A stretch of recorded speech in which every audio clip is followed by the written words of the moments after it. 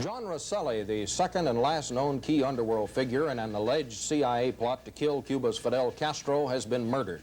The body of Las Vegas mob boss Johnny Rosselli wasn't supposed to be found. It was dismembered, wrapped in chains, stuffed in a barrel, and dropped in the ocean, but came floating up anyway, much like other secrets linking the mafia to the infamous deeds in Dallas.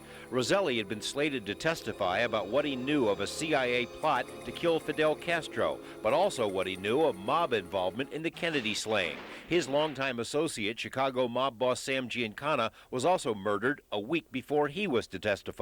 Everybody in the mob, everybody else says that Trafficante did the killing, had it done. But some of what Rosselli knew was given to the government. Becker says Rosselli testified in secret to a congressional panel that the mob had hired 2 hitmen for the assassination of John Kennedy, testimony which has never been made public. The secret testimony, which we had to put together by talking to each member of the House, was that 2 Cubans did it, and he named the 2 Cubans that were assassinated. Yes, and he named them, and then he died. Despite having the names, no one's been able to locate the 2 Cubans, Becker says, but there is agreement on who hired them: Santos Trafficante, Miami Mafia, underling of Meyer Lansky, both of whom had casinos in Cuba before Castro, both of whom were close to New Orleans Don Carlos Marcello, who had bragged that Kennedy would be hit.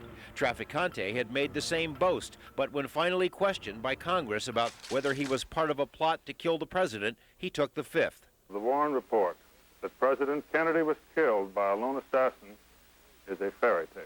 DA Jim Garrison failed when he tried to prove in court a conspiracy, but his probe uncovered many links. Lee Oswald had several ties to the mob family of Carlos Marcello. More shocking is that many witnesses say Oswald knew the man who would later kill him. Do you have anything to say in your defense?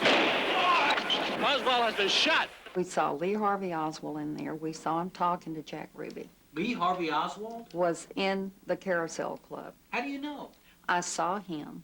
Jack introduced me to this man as his friend Lee Oswald with the CIA. The Warren Commission concluded that Jack Ruby had no mob ties to speak of, a conclusion that today seems ridiculous. In Chicago, Ruby had worked for mobbed-up Teamster officials. He visited Santos Trafficante in Cuba. A month before the JFK hit, Ruby met twice with Vegas mobster Johnny Rosselli in Miami. And just 6 days before the assassination, Jack Ruby was in Las Vegas to meet Louis McWillie, Meyer Lansky's bagman, inside the mob-owned Thunderbird Hotel.